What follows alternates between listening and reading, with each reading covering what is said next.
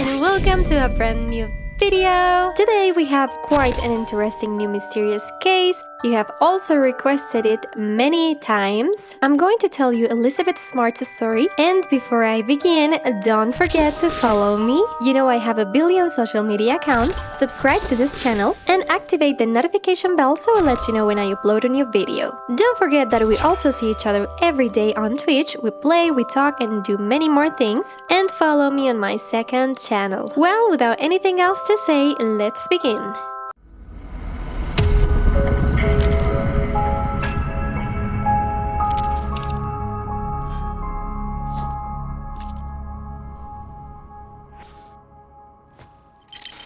The case of Elizabeth Smart.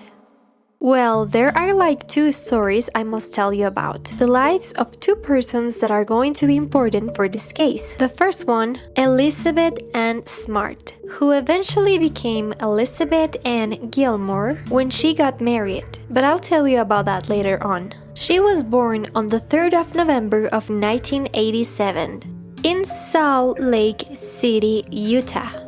Her parents were Ed and Louise Smart, and she had 4 brothers and a sister. In total, they were 6 children, and she was the second oldest of all. They lived in a good neighborhood. Let's say that you could think that they belonged to a well-positioned family with good resources, and they also lived in a huge house. Because imagine that, they were so many people, they were 8 in one place, so they had a huge house in a very good area of Salt Lake City. She went to 2 different schools. The first was Bryant Middle School, and then when she went to high school, it was East High School from Salt Lake City. Her family had the peculiarity that they were a part of the Mormon Church, and theirs was called the Church of Jesus Christ of Latter-day Saints. Let's say that growing up in that religion obviously covered many aspects of their lives, like for example some raising choices. It was sort of a strict education, the laws that this religion preached, which didn't allow them to do a lot of things. Among those, obviously substances or alcohol consumption, parties, adultery was also not allowed, and even less so, having sex before marriage. Despite everything, let's say that in general, the children were raised with good values, with these foundations at least, and great devotion to God too. Elizabeth was known as quite a smart girl, but at the same time she was a little shy in front of other people. Although she always obeyed when someone told her something, the things she had to do, and she was a very proper person about everything. Besides that, she starts playing the harp when she's 3 years old and becomes one of her great passions, same as horse riding. Because of the harp topic, she played on various concerts and school practices, which were attended by people who wanted to see her. On the other hand, I'm going to tell you a little bit about the life of other person who is very important in this case, who is Brian David Mitchell. He was born on October 18 of 1953, also in Salt Lake, Utah. He is the 3rd of a Mormon family's children, who also belonged to this kind of religion. His mother was a teacher and his dad was a social worker, but it began to be known that he had quite a particular childhood within those Mormon beliefs regarding some very strict things too. His dad had some ways of talking to him as a child that were not so common and not so beneficial, you could say. It is said that the first time he started to explain things to him about the topic of sex, he began to show him magazines, you already know of what kind, and many explicit photos so he could understand this topic more deeply. It is also said that in that moment, to teach him a little about independence, he took him to different places of the city. He left him alone there. He left him abandoned, and he made him go back home alone. So he learned what independence was and how he could fend for himself. From then on, he obviously started showing some alterations to his personality, and Brian began to develop a very precautious way about this sexual topic. Specifically, they say that when he was just 8 years old, he took his clothes off in front of a girl and make her do, what. And so he continued little by little regarding some very delicate topics and things that also landed him in juvenile detention centers. He even gets married very young when he's 19 years old with a girl called Karen Miner with whom he has 2 children. By that time she was 3 years younger than him, namely she only was 16 years old. However, this marriage doesn't last, for there are more than 3 children. They get divorced and she asks for the children's custody. But this man can't accept that, so he decides to sell the children, so to speak, and live with them in New Hampshire. He was there for 2 years inside a Hare Krishna community, and he obviously had a lot of problems within the community too. He consumes different kinds of hallucinogens and alcohol, which went against their beliefs, so he got out of there. He finally returned the kids and ended up living with his brother, where he started to taste this life of sobriety and to try to rehabilitate himself for what he had lived. There he meets a second woman called Debbie, with whom he gets married for the second time. He has 2 more kids, but they get divorced in 1984. This time, she also claims that he abused her, both her and her kids. And let's say that she files a restraining order too, for her kids were also saying and talking about how his dad abused them in different ways through the years too. The woman finally gets the divorce, and let's say that she keeps going forward with that process, while Mitchell also keeps going with his life. That's when he meets a new woman called Wanda Elaine Barzee,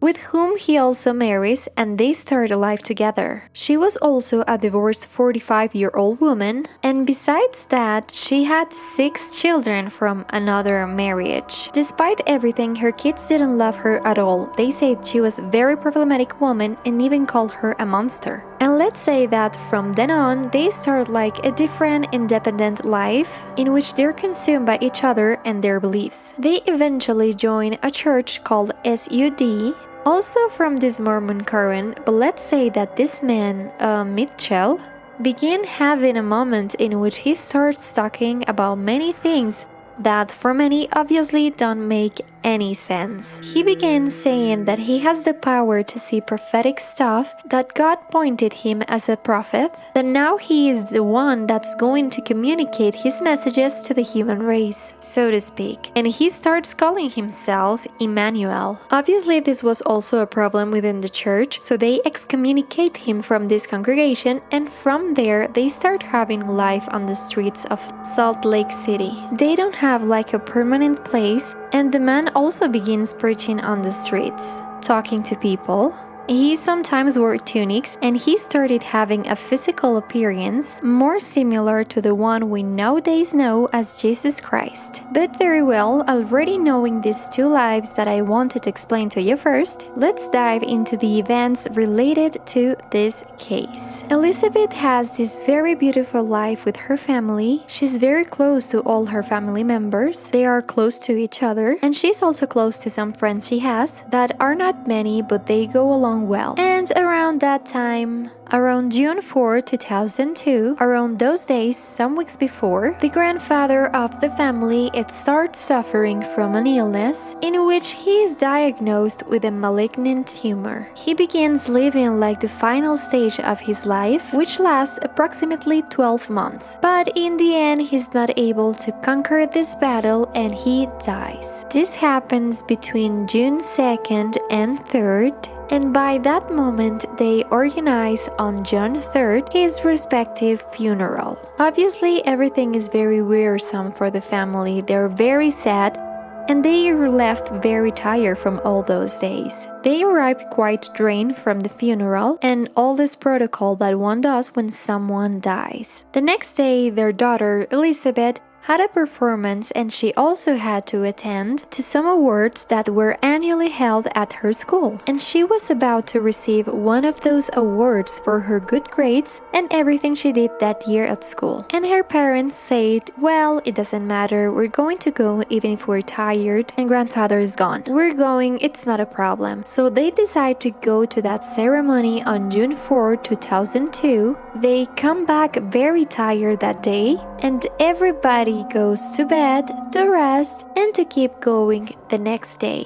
That's when during the night, when Elizabeth is soundly asleep in her bed, in a room that she shared with one of her sisters, which was Mary Catherine, the younger sister, and well, they share the room. In that moment, Elizabeth, while she was sleeping, feels how someone approaches her and whispers to her ear to stay still and to do everything he says, for if she doesn't do it, he will kill her. This all starts to happen in a matter of minutes. Elizabeth obviously imagine being asleep and then suddenly this starts happening and you don't know if you're awake or not. That's the sensation she felt despite knowing she was awake and alert when this started happening. So she began obeying this man, but she obviously didn't make any kind of a scandal, she didn't scream and nothing, and she decided to start going out of the house with him. And you obviously be wondering like, doesn't she sleep with her sister? Why didn't she notice what happened? Well, her sister, as I've told you, was the youngest and she hears absolutely everything. But she doesn't move because she starts being afraid that something may happen or that he harmed her sister or someone in the family. She stays still like she was asleep, and then after she hears that he's already taken her and closes the door, she goes out to let her parents know. But she sees the man and her sister very close to the stairs, so she prefers not to make any sound and go to her room. She waits a time she thinks is prudent for no one to be there and be able to tell her parents. She waits obviously for that fear I mentioned for her parents being harmed. An hour passes like that, and then she decides to go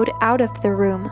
She goes running to her parents' room and says to them like, hey, someone took Elizabeth. Obviously the dad wakes up a little confused and starts looking for Elizabeth in all the house. Clearly everyone wakes up, and the mother also gets down to the kitchen where she discovers that there's a window they had left open. However, it had some kind of protection like a net, which is commonly used in the United States, but someone had cut it completely. Obviously that's when they realize that it actually happened. The mother starts crying inconsolable. She screams and the kids say that they'll never forget that moment. And so the search begins. They also start calling the police so they can help them with the search. Clearly, at the same time, Elizabeth's awful adventure begins. She is kidnapped by a man who forces her to go up a hill that was close by to their home. They start going up and up.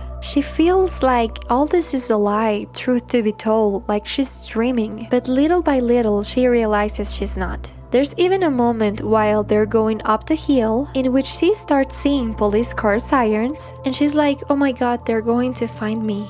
So she only asks to be heard. Nonetheless, she doesn't make any sound. But the man forces her to stay completely still and crouched. Obviously, the man gets really nervous and starts waiting for the patrols to go away or for some miracle to happen. The man even starts talking to God and tells him that if he wants this to happen, to please make all the patrols go away. This is a complicated moment because the patrols do leave, and he sees that as a sign of God telling him that he's doing what needs to be done. Obviously, the girl is left in shock. After all, she already is 14 years old and can rationalize some things. She knows about some dangers she's in, so in her mind, she only thinks, well, this man is going to abuse me and will end up killing me. She somehow tries to pursue him to tell him like, hey, my parents are going to find me, I don't know what you're thinking. She was trying to do her part in that specific moment.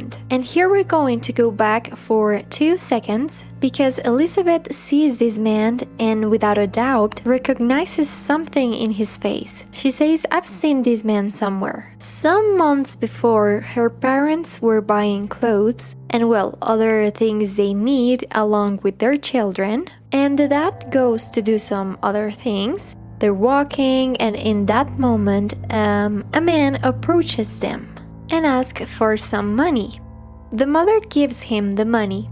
Let's say that among their religious beliefs, helping people is key. So she gives the man the money. It was a very kind man with a really peaceful voice. And the woman also asked him if he would want to work or if he will be willing to earn some money working. The man confirms that. He says yes, that he would like to work, and she gives him her husband's number for him to contact him and offer him a job. So she tells him that they have a really big house, that there's people constantly there doing different jobs, so she can give him a place to work there. This, as I've told you, was something normal, for the house was really big. There were a lot of things to be done and they hired many people to do them. So a week later, this man goes to their house, for Elizabeth's father has hired him to cut some trees, to do some gardening in the house, and so a kind of working relationships develops. That was the only time he worked there, but it left a permanent mark on Elizabeth.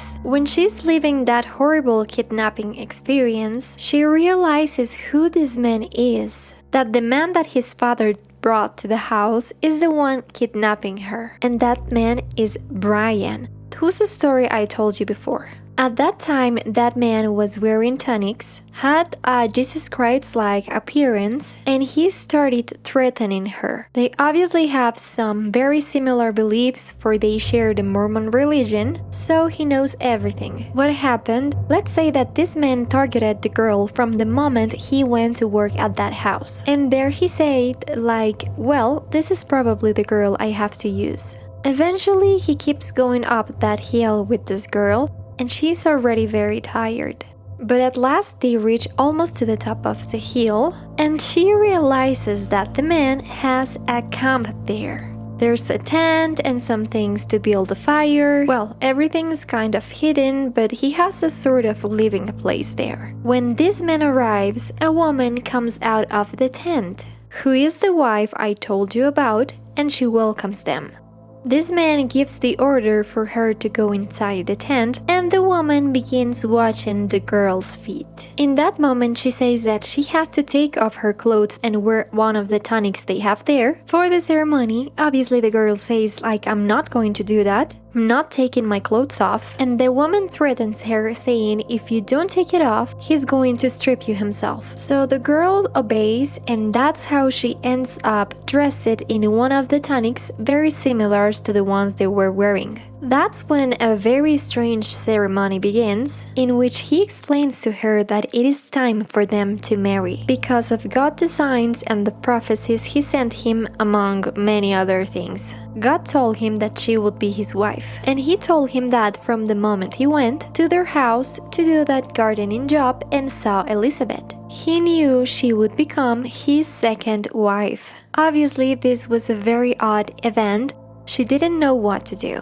Imagine that girl with those very strong beliefs, especially living that, it's a feeling and a moment that I imagine were horrible, terrifying, absurd, and I guess you can imagine, as I've told you, I'm not going to say it, so YouTube doesn't limit the video. But she was basically abused by this man after they finished that ceremony. And that's when this months-long hell started.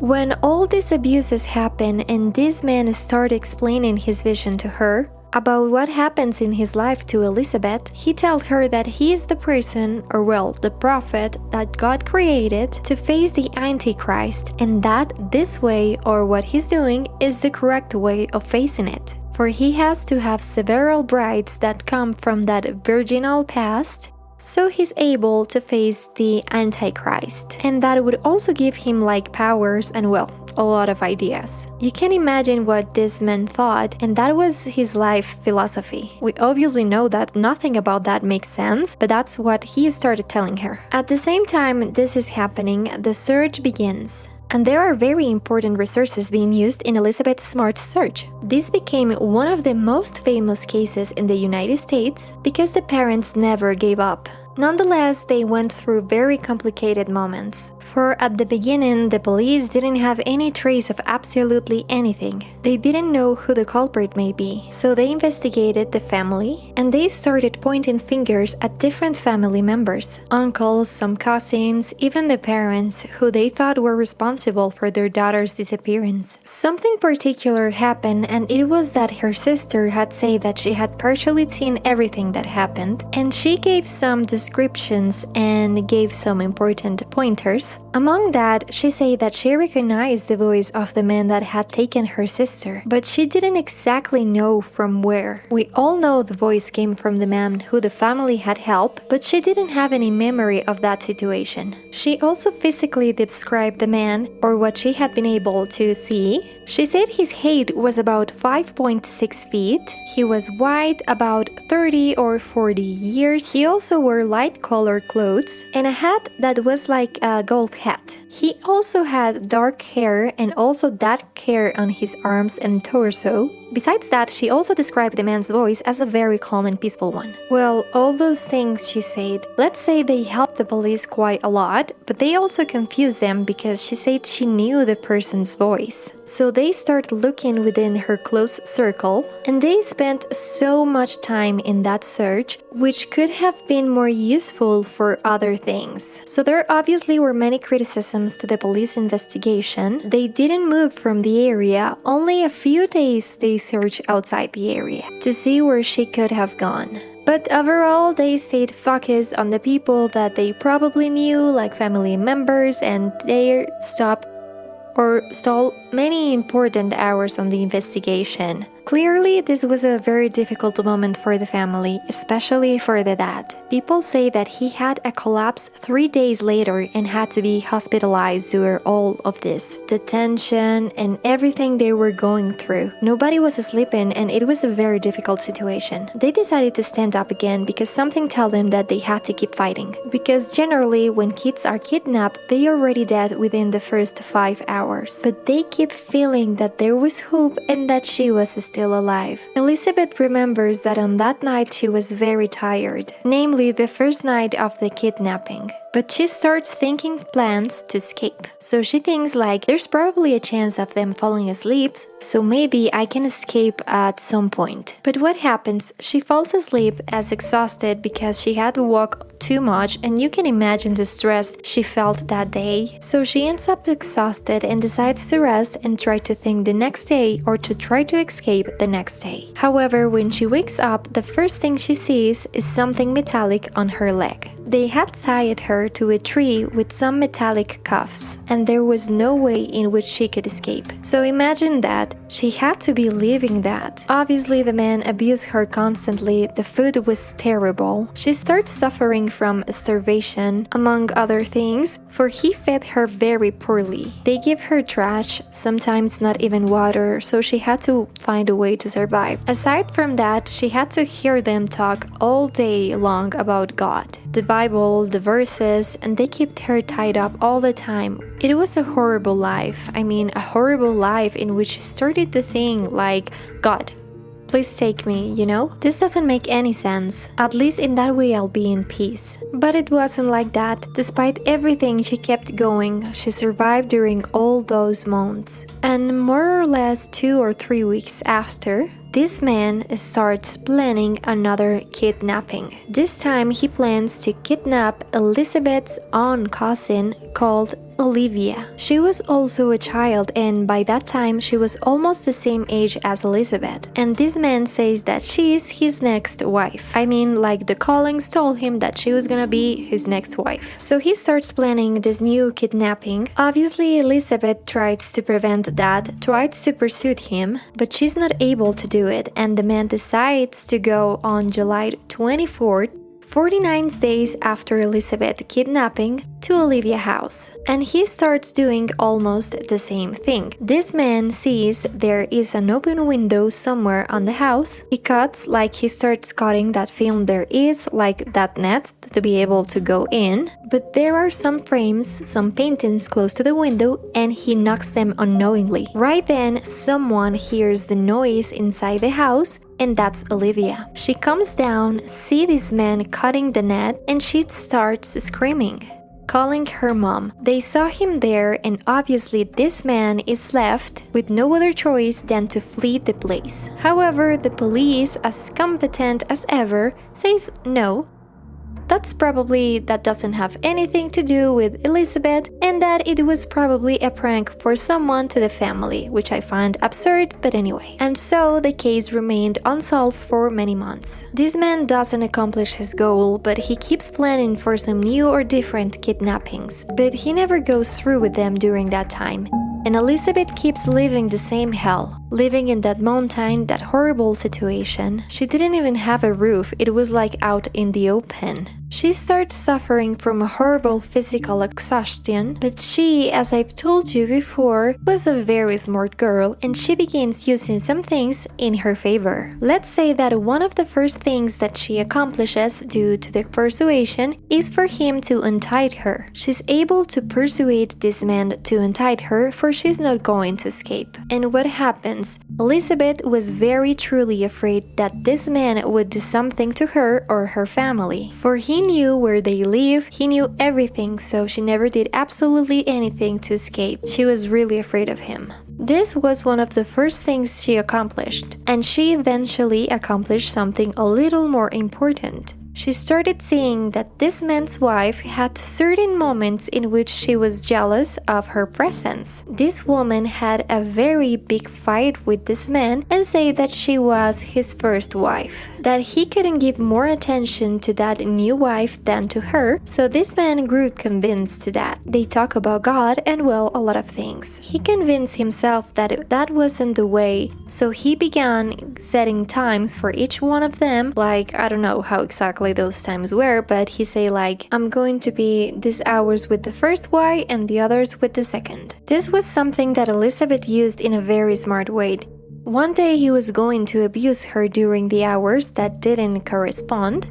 So Elizabeth told him that he couldn't do that. Obviously he insisted, she's not going to know, and she said, yes, she's going to know because I'm going to tell her. So he didn't abuse her and she started using this tool in her favor. She also started seeing that she had an influence, or that she could persuade this man by talking him about God. So he stopped doing some things. Eventually, Elizabeth begins going out of that field, that mountain they were on, and the man decides to start going with them to some different places. What he does for people not to recognize her is to dress her in a larger tunic, obviously. It was almost like the Muslims who used all this covered and all the head too, so you could only see Elizabeth's eyes, and there was no way for people to recognize her. At the same time the search continued, the parents had posted flyers everywhere. They had appeared on TV programs, in the news, on the radio, in a lot of places. Not many social media existed in that time, but they did their own display of information wherever they could. Also, the United States had a very clear picture of how she looked. It was a very mediatic case, and that's when a very interesting event occurred related to this case. During one of those outings, the dad meets men that's having a party. Then how? I don't know the details exactly, but the three of them end up in a party with other people. They take advantage there, for they obviously have food and they can feed themselves a little. But this man also takes advantage because there's so much alcohol. And you know that he had already a problem with alcohol, so he starts drinking. What happened? There's a photo that it's very important for you to see, in which you can see Elizabeth. But nobody at the party could recognize her in that moment. The host did say that he noticed some strange behaviors from this man, and later on the man was very annoying, so he kicked them all out of the party. And obviously this man profoundly regrets not realizing that she was Elizabeth, but anyway, I feel that sometimes that happens.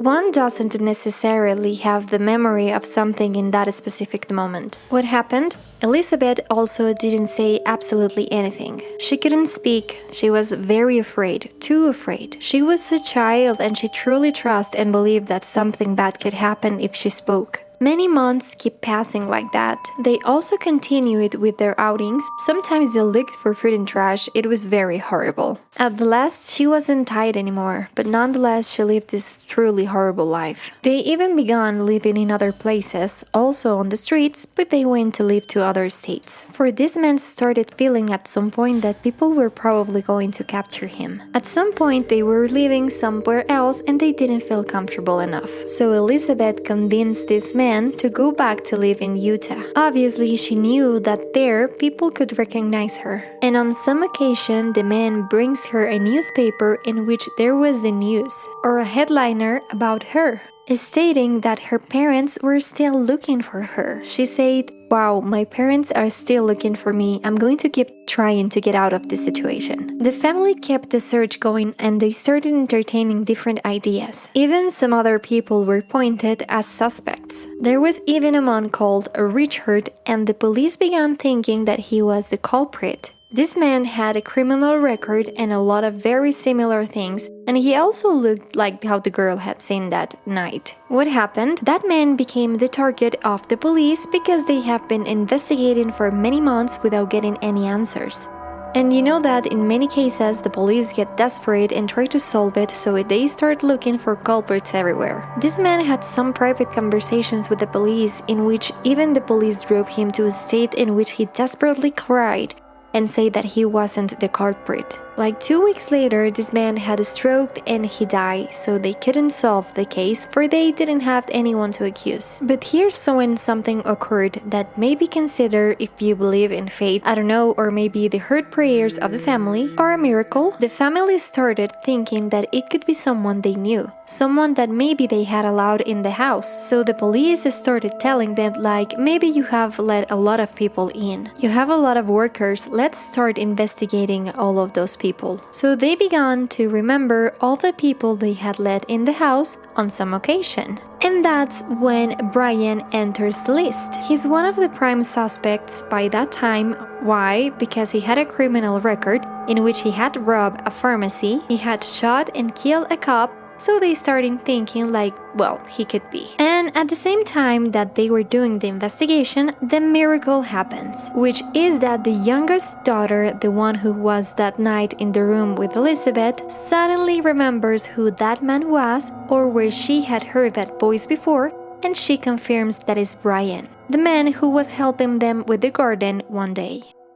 This was almost a miracle. Nobody could believe that that was happening, and they obviously did, or restarted their respective investigation and started doing sketches so people could identify him. But it also started the fear of the family about the sketch being published, where this man could escape or realize that they were actively looking for him. So they did some very particular things, in which they didn't publish the sketch everywhere, but there was a person, an investigator, who decided to take the sketches to 2 very famous TV shows. One called America's Most Wanted and The Larry King Life. They decide to take them there, and that's how the sketches started gaining some recognition. Then the police started receiving some testimonies from the people who lived within Salt Lake City and that had seen that man. Even a woman, a restaurant owner, say that she remembered that the man frequented her restaurant with his wife and a young girl. I mean, like, she could see that she was underage, but she wasn't able to see her face. So everything started to fit, and at last day, a magical miracle day arrived. This man decides to go with Elizabeth and his wife to a library. They go to rent some Bibles, books, well, a lot of things. And in that moment, 2 couples see the girl and recognize her immediately. They said, she's Elizabeth, and so they call the police immediately. The police don't take long and arrive to the place. They obviously approach this man with these 2 women. He started telling them that he can't show who she is because of her religion. She can take the thingy she is wearing. And let's say that this is protected by law, so to speak, so no. They insist, and he says no, their religion won't allow it. So they decide to take them separately for an interrogation. And you would say, why did Elizabeth didn't say anything if she had the police in front of her? She should say, I'm Elizabeth, right? He can't do anything to her anymore. But she was still really fearful, friends. She was truly panicked about something happening. And this does happen. I know that this for you may be ridiculous, that this was truly happening, but it does happen, guys. She was scared. Obviously, they get to the police quarters, they perform the interrogation on Elizabeth alone. They constantly ask her, "Are you Elizabeth? Are you Elizabeth?" She took some time, and when she realized she was safe, she said, "Yes, I am Elizabeth." And imagine the police happiness in that moment, the happiness of all the people. 9 months had passed in total of her being in captivity in this horrible situation, not only in the physical sense of not being able to eat, but also in the mental sense. All the constant abuses from this man, for almost daily she suffered that type of abuse. That plus all the psychological terror. Imagine that, it truly was a torture, and to finally be able to say that. In the end, the first person who goes through that interrogation room is her dad. So he sees her for the first time, and imagine that happiness. I mean, it really moves me, and I must say, confess that I cried a lot when I researched this case and saw this part. The dad said, "Elizabeth, is that you?" And she said, "Yes, it's me." I mean, imagine that moment after 9 months of huge tortures, of the parents not being able to sleep, of not knowing if she was alive or not, but also imagine the fate they had of she being truly alive. God made them feel that she was actually alive. So yeah, it was a very long process, but a very gratifying one. Obviously, it was also a very beautiful moment for the family. Clearly, this man is detained, but here is when another failure happened, in my opinion, because of the law. I find it really horrible, and it's that this man's trial and the conviction, it takes them 10 years to do that. This man went through many processes of the law, in which they started also using psychological tools. Many times he also appealed mental conditions to avoid being thrown into jail. So the police conducted a very thorough investigation to assess if he had mental problems. Clearly, Elizabeth said he didn't have any mental problem, that he truly was a very possessive man, a very manipulative one, with very particular things and beliefs, but that he was in his 5 senses. It was like Elizabeth fought at 100% to prove that he didn't have any mental problem. So he didn't end up in a rehab clinic instead of jail where he should be. So they take a lot of time submitting him to a psychological evaluations during all of those years. However, he was preventively in jail, but they took all of those years to prove he didn't have any problem with his mind. He obviously also delayed the trials many times because he arrived at the court and he started screaming a whole of nonsense. Things obviously about religion, about God, and that made that on many occasions they had to suspend the trials. This escalated to the point that it reached the Supreme Court and the tribunals so they could decide what was to be done with this person. In the end, a very renowned psychologist, along another 3 work colleagues called Noel Gardner, Michael Wellner, and Richard Demire, was able to prove that this man didn't have any psychological problem. On the contrary, he had an antisocial personality with narcissistic traits. He was a pedophile with a personality disorder. He constantly abused the use of alcohol and other kind of substances. And he also used religion and, well, all of this, like this speech, to be able to avoid the things that he actually had to face. In the end, he didn't have a mental illness itself, but features of personality he used. At last, he was considered competent to be in front of a judge on March 1st of 2010. 10 years passed. Well, 8 years, but it was a lot of time. Finally, on November 8th of that year, the trial begins, and at last, this man is sentenced. He's found guilty of kidnapping and transporting a minor through state borders with the intent of engaging in sexual activities. He is sentenced to life in prison without the possibility of parole. He's sent to a United States penitentiary, which is Terre Haute, which is a maximum security jail, so he can't escape. At last, there was justice for this case, as it should be. However, a flaw in this case is that the woman is not convicted in the same way. Despite she's being as crazy as him without a doubt, she also did many things, but she's just incarcerated for a time, and in the end, she's transferred to mental issues to a federal medical center in Carswell, where she's finally freed in 2016. There are many crazy things here within this case. This woman is set free and she goes to live to a new city just 600 meters away from a school for kids. So you know, if something happens, my god, here the law in all the countries has definitely so many flaws. And in this case, it served justice regarding Michael, but not regarding this woman who's crazy as him.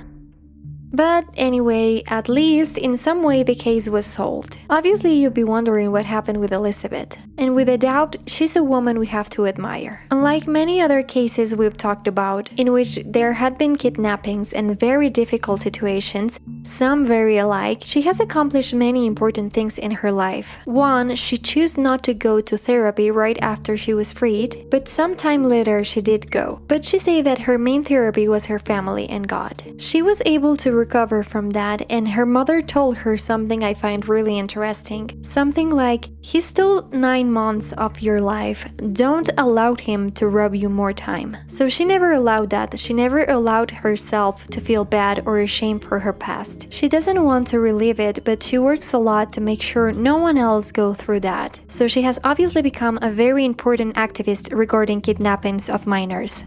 She's also married now. For a time, she went to live elsewhere and there she found a man for her life. She got married and had 3 kids. She has spoken on many conferences and she even has a very famous TED Talk, which you can search for, Elizabeth Smart TED Talk. There, she speaks a little bit about her story. She has also received some awards for her work. She has also been a representative and witness of many law projects that strive to obviously improve these topics and searches for kids. There have been some documentaries about her, some films based on her life. She has even published some books, among them one called My Story in 2013, in which she tells all the details of what happened to her. So if you want to know more details about that and how she lived through that kidnapping, there you can find it. She's still congregated in the same church. She also keeps doing many activities within and still holds the same religious belief. But she's been truly able to keep living her life, unlike, as I've told you, many people who we talked about. You can see in her a very impressive development. I mean, she truly was able to go forward despite the situation. Obviously, it's one thing what they show and another what they lived in the inside. But I feel that she truly has been a really impressive face and strange for the people who live similar situations. She's done a lot of things. She also became really renowned within the industry and among